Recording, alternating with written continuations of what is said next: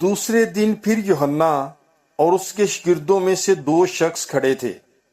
اس نے یسوع پر جو جا رہا تھا نگاہ کر کے کہا، دیکھو یہ خدا کا برہ ہے۔ وہ دونوں شاگرد اس کو یہ کہتے سن کر یسوع کے پیچھے ہو لیے۔ یسوع نے پھر کر اور انہیں پیچھے آتے دیکھ کر ان سے کہا، تم کیا ڈھونڈتے ہو؟ انہوں نے اس سے کہا، اے ربی، یعنی اے استاد، تو کہاں رہتا ہے؟ اس نے ان سے کہا، چلو دیکھ لو گے۔ پس انہوں نے آ کر اس کے رہنے کی جگہ دیکھی اور اس روز اس کے ساتھ رہے، اور یہ 10ویں گھنٹے کے قریب تھا۔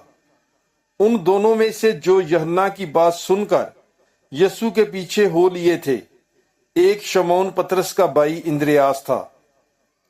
مقدس یوحنا کی انجیل، پہلا باب 35 تا 40 آیات تک۔ God bless you. Bible is life.